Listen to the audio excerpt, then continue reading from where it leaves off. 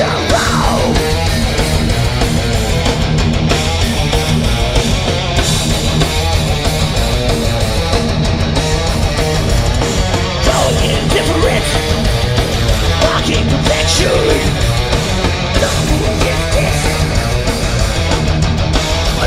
Selection.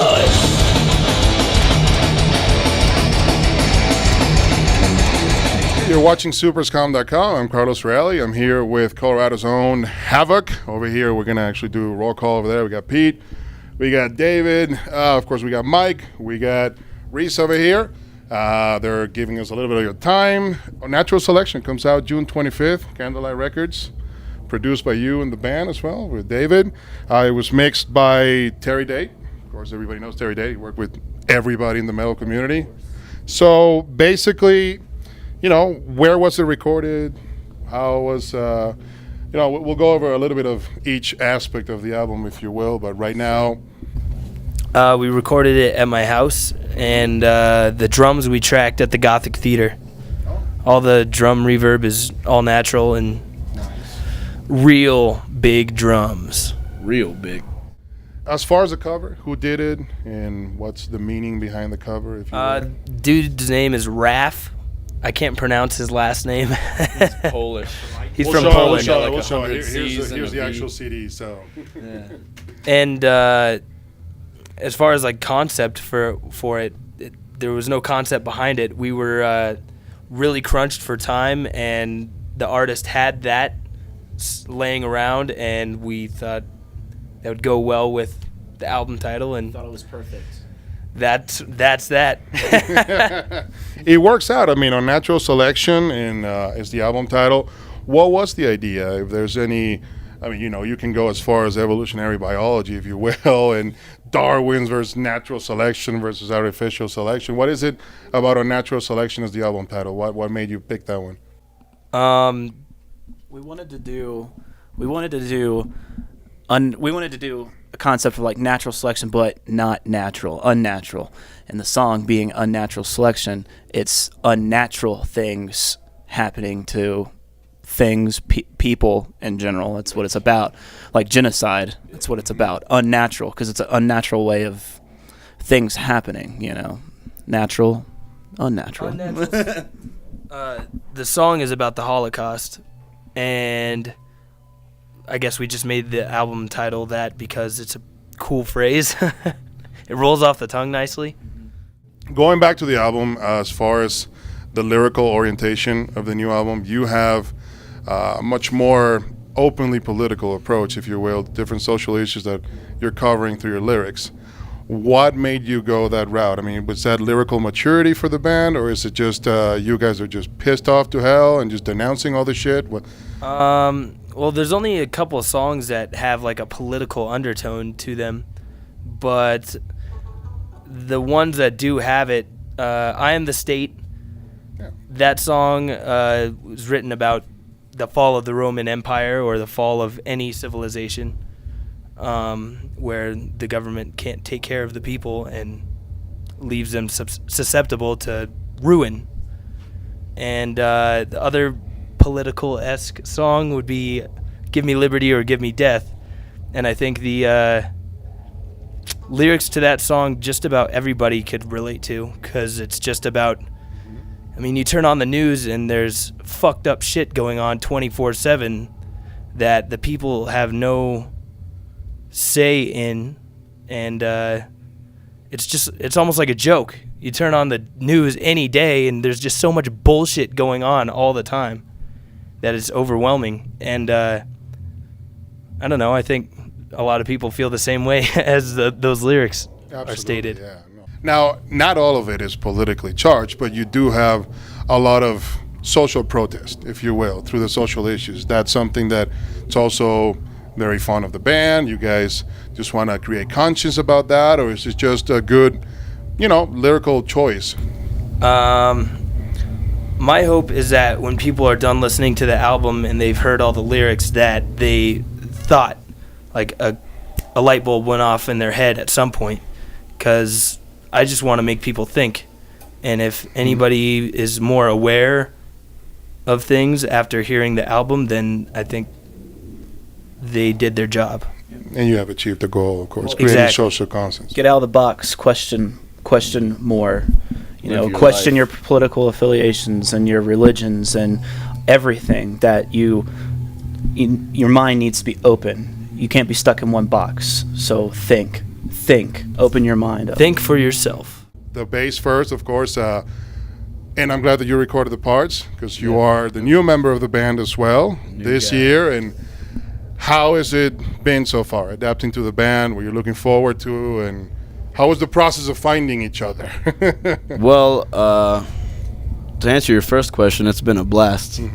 Absolute blast. I mean, that last European tour that we just got off of was amazing, you know, like you had a great time with great people, great scenery, you know, it was an amazing experience to have a first tour with the band, and I've already known the guys for years because Cool. we met back in the day. I was playing for a band out of Tampa called The Absence, and we were on tour together with Malevolent Creation, I believe in 2011 or something like that. Okay. I'm not sure. But we became like really close friends immediately then, you know, and then since then we needed a drummer for The Absence one year for a tour, and Pete stepped in, which was rad, so, you know, we became even better friends, and then I did sound and merch for them for that Skeleton Witch tour back in 2012, the end of 2012, and yeah, I've just known them forever, so it's awesome being in a band with some of my best friends, for sure. Guitar solos, and we were talking about this, Reese, a little bit before the interview. The guitar solos are, in my opinion, they're excellent, but they're also much more mature. Yeah. And we were talking about that, so if you want to expand a little bit on that, on your process of the solos and writing them and playing them. Yeah, well, I mean, the process was basically just sitting in a room with Dave and just being like, is this cool or not? You know, That works. I had a lot worked out already, but as far as like being more mature, I wanted to really say something with my guitar soloing, and I really wanted to finally, I think I have a style of my own, but I really wanted to cement a style in, you know, my playing. That's what it sounds like. That's what it's going to sound like. Little differences here and there. But I gather so much, you know, I have so many influences and so many different influences outside of metal, you know, blues, rockabilly, gypsy jazz, country, stuff like that. And I wanted to throw little things in here and there. It separates myself from other players. So that's just where I've been coming from, and I wanted to really say something with my playing this time. So Yeah. I love fast playing, you know. Yeah, nothing wrong, of I love that. There's a lot of it on the album, but there's a lot of, you know, you could just bend a note and say so much more than you can say in, you know, a million notes. So I took that approach as well. So Absolutely. Yeah, that's where I'm coming from. Congratulations on that. And then, you know, Pete as well, great job on the drums, and it's really cool. You guys did it on a theater, on a venue. You actually recorded it in there. Still, no triggers? Nope. Perfect, man. So Nope. it was all organic, Yep. very natural, very acoustic. Yeah, it was cool to just, you know, not play in the basement too. It was just to be in a different atmosphere. I felt better almost, you know, with my playing. So that was a good experience too. Any new influences you're trying on this record? Anything else that you I mean, decided to contribute? The songs definitely have a lot more dynamics and things of that nature. Time Is Up is more just like fast. You know, the drums on this one have a little more, you know, style and feel, I think. So that was kind of fun. It was more challenging for me. Even though some of the songs are maybe a little slower, but the actual parts for me were like harder to do for some reason. You know, just, it was cool. It has evolved from the other albums, in my opinion. It must. Exactly, and why not? You have your typical, you have the plenty of backing vocals, of course, the typical high-pitched growls, but now you also include a little bit more of the quote-unquote talking singing, if you know what I mean. What was that Yeah, about? a little more melodic. Exactly, so... Yeah, well, we had melodic vocals in our songs previously, but on the Time Is Up record, I made it a point to just make everything super just fucking aggressive and ignore melody. But, you know, that wasn't something that is going to be in our sound forever. I'm not just going to scream my head off all the time in every song. Some songs need melody in the vocals, and, you know, that's what separates Metallica and Megadeth from, you know, Cannibal Corpse and there's when there's melody in the vocals, it adds a lot to the songs versus when the vocals are atonal and the music is doing all the melody.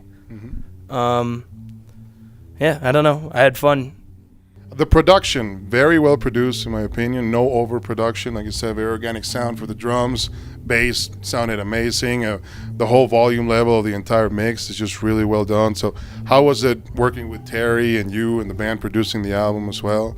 We were, recording the thing, we ran into a million problems. We had hard drives crash and microphones not work and pieces of hardware stop working and Instruments stop working. yeah, everything that you could imagine stacked against it.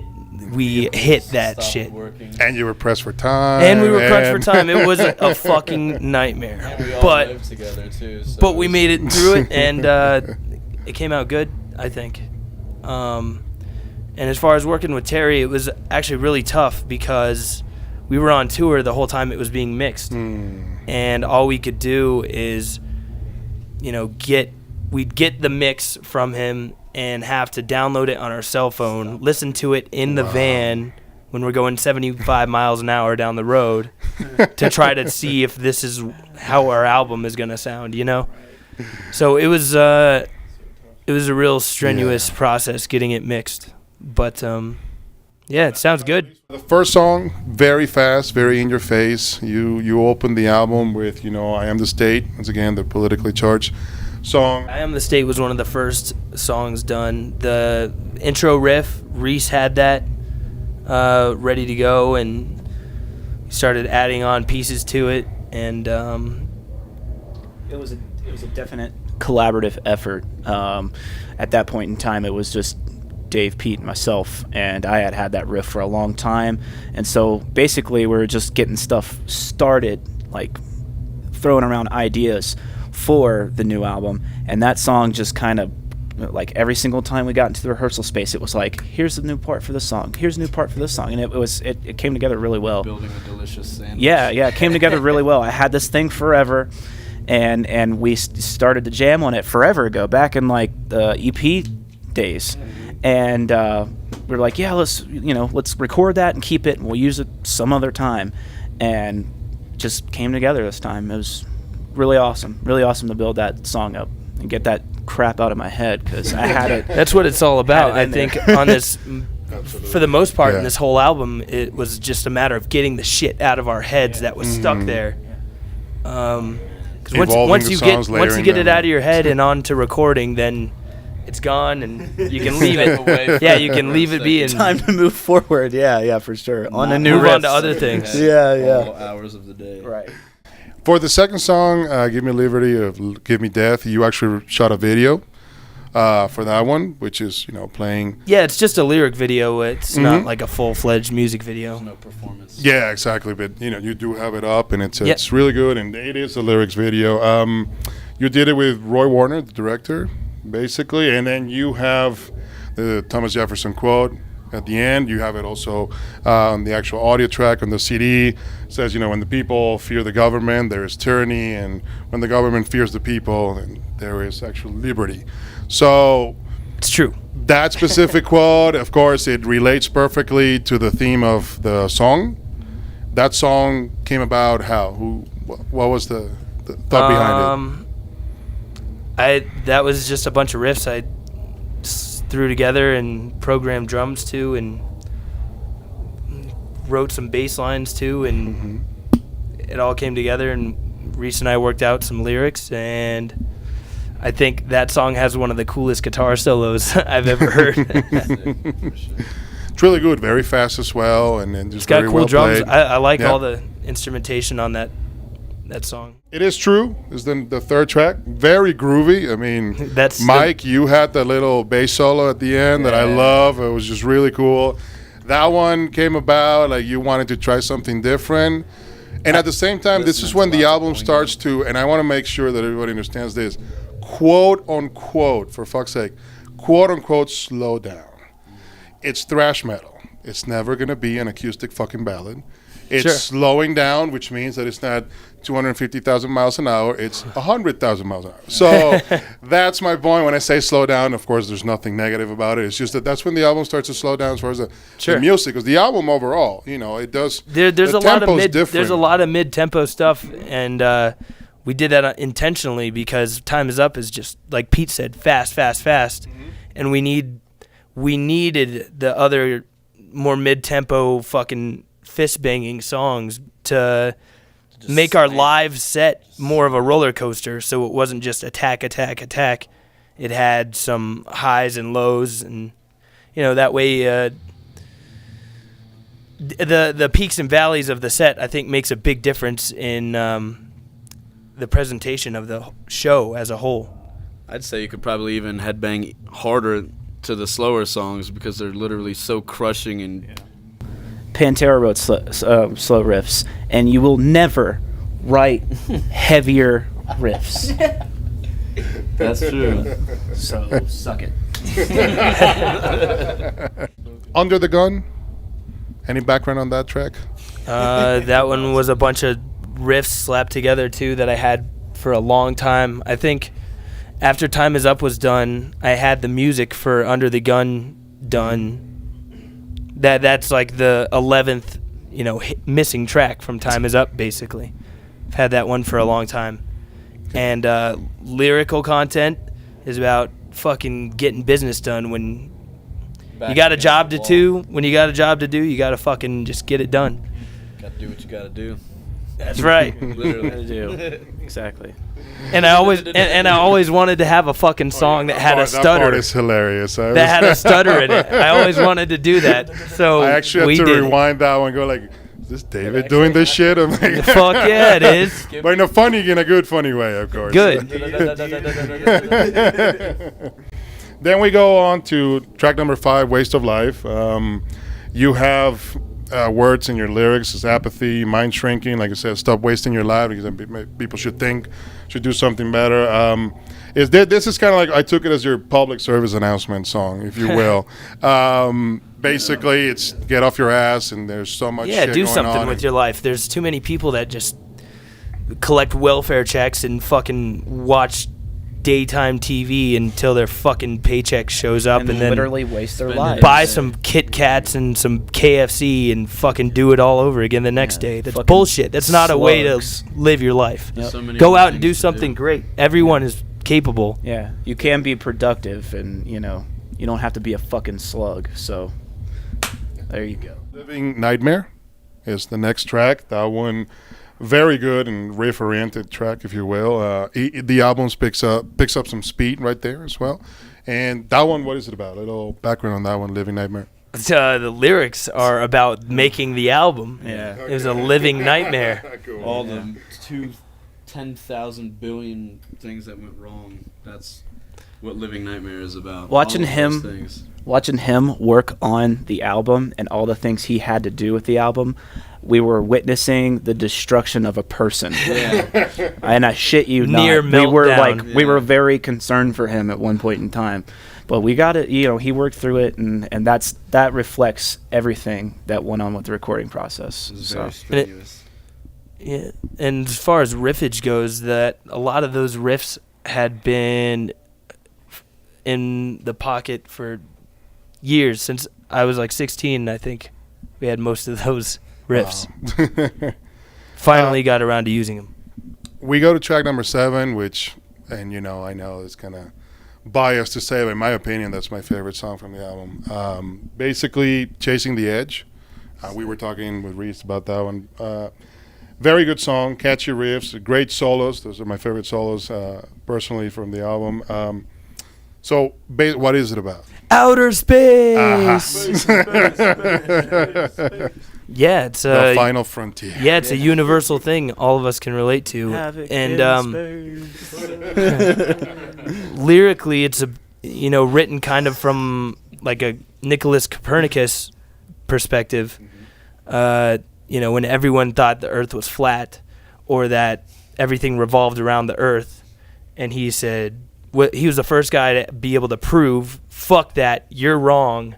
We're not the center of the universe, and there's a lot more to living in the universe than what we see in our small world.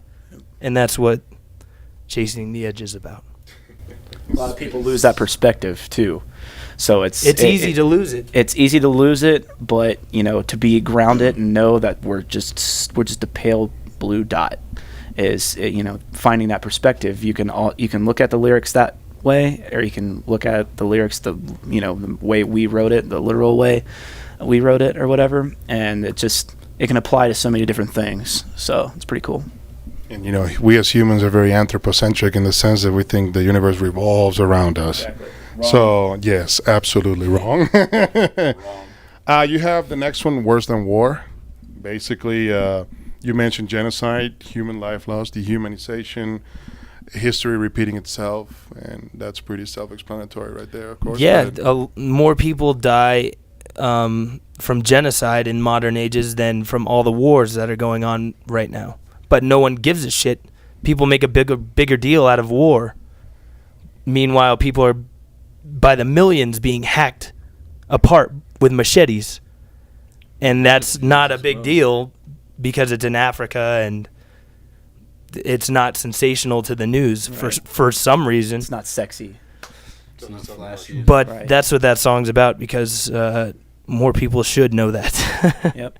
It's fucked up. Gross things are happening out there in the world, and whether or not you choose to pay attention to them, they are still happening. And they will continue to happen. And they will always happen. Gruesome things since the dawn of time. Another unfortunate human reality, if you will, but creating conscience does help. It is being part of the solution one way or another, at least. Reality, reality is, the best thing to write about because it can be really, really awesome, and it could be the worst thing you would ever hear, ever. Yeah, you don't need to make anything up because the world has so much fucked up shit to talk about already in real life. Yeah. Tired of sugarcoating it, You then decided to include, of course, the Black Sabbath cover, Children of the Grave. You've done Sepultura, you've done Slayer, of course, before. Beyond liking the song or liking the band, why did you choose to include this specific song? I think the lyrical content really falls right into order with the rest of the lyrics on the record. I think the lyrics are just as relevant today as when they were written. And the song is just awesome. It was fun. It was lots of fun. It's a Sabbath song. Yeah, just put a What the fuck? put a Black Sabbath song on the record. Trying to stick true to, we're true Havok with all of our cover songs. We just do it like the original, we don't really spice a whole lot of stuff up because it was awesome then.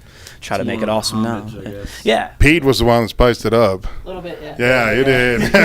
Yeah, I mean, some of the In a good way, in a I good kept some way. of the fills, but they do that bongo part in the original song, so I just decided to do the double bass with the toms Yeah. in there and stuff. Give it heavy overtone. Definitely a kick to the song. You decided to close the album with the title track, Unnatural Selection. You go back to everything fast, completely fast, as far as very, very, very up-tempo song. Yeah, exactly. It's like, just in case you thought you were going to get bored at the end of the album, no. So this one, fast guitars, fast everything. Listening to a Havok album. That's why it's there. You do mention, showing indifference and mocking perfection, talk about unnatural selection. So once again, going back to what you stated at the beginning. Yeah, of it's why about you the Holocaust. You chose that, yeah, absolutely.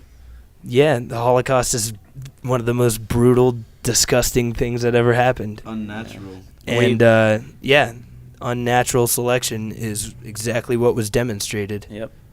And, it's fucking disgusting and brutal. Dave and I got together with some lyric stuff, and I have been researching World War II and stuff like that, ever since I could do it. And threw in a couple lyrics that if you did know some things about some of the concentration camps and stuff like that in Auschwitz, we say work will set you free. It's because work will set you free was above the gate. That, the prisoners would see this German thing, work will set you free, and never set them free. So, reality. Absolutely. Reality is way, way more harsh than anything you're going to really make up. So, Now, leaving the album itself and going into your future plans for us touring, You're actually going to be in Bogota, Colombia next week, Rock al Parque, Yeah. with Cannibal Corpse and Symphony X and a bunch of other non-metal bands, but that's cool. You guys are representing.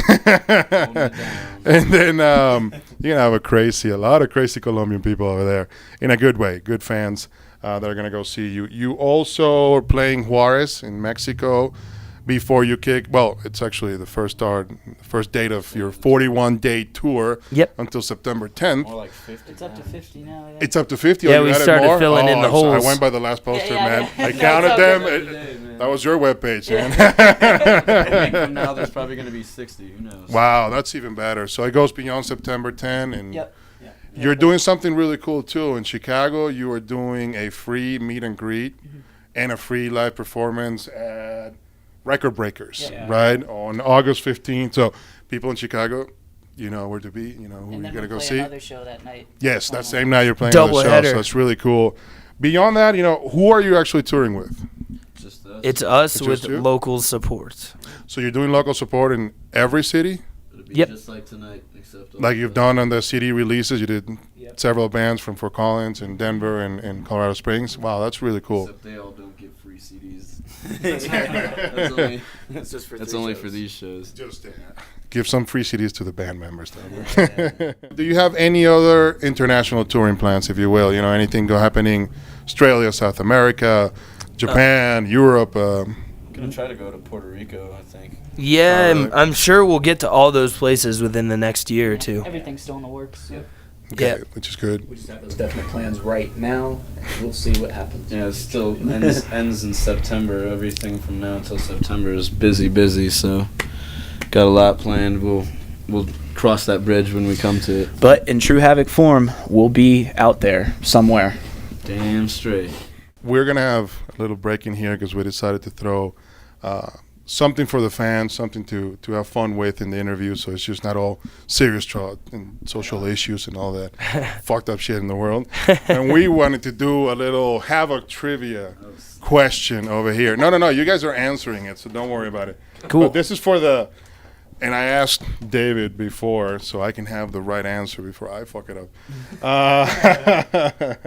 So, you know, we're going to have a multiple choice question, then you guys can give me the answer, although, of course, David knows the answer exactly because he is the answer to the question. So, that's, you know, where does the band name Havok with a K actually comes from?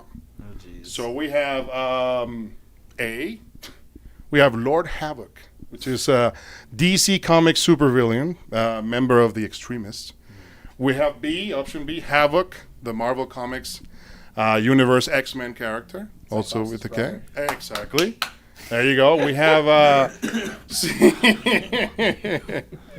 it's the etymology of your band's name, for fuck's sake. God. Come on. Hey, I'm all about that shit. We're all nerds, man. We have option C. What is it? Havok, the 1997 dice rolling war game. That was a fun one that didn't live way too long. We have Havok, the Irish software company, Oh, I think that's who it. did the Havok physics engine. Of Yeah. course, that's the answer. And then we have option E, because the logo looked cooler with a E. K. So we're going to give the fans some time to think about this shit. And please go ahead and give the fans the answer. Anything you would like to announce, discuss that we didn't cover, that you would like to tell your fans? If not, any final words for the fans, of course, go for it. Thanks for supporting the band and supporting music and heavy metal, especially. And go purchase the album on Tuesday. Batman's June 25th. awesome. I'm hungover. You're hungover. That's all I got. That man's drinking water right now, a lot of it. Yeah. Guys, thank you so much. I really appreciate this very long time for this interview, but it's kind of cool. We got the whole album in. We got every aspect of the album. Now everybody can go bitch about it and, you know, say whatever the fuck they want on YouTube. So anyway, enjoy it. Thank you so much, guys, and the best and most well-deserved success with the band and the new album as well. And we are happy that you guys are from here and we're from here. So thank you. We you know, waved the for- flag. For waving the flag. And I love that Havok T-shirt with the Colorado flag Oh, yeah. colors is really cool too. So congrats on that, and most best luck with everything, guys. Power! Control!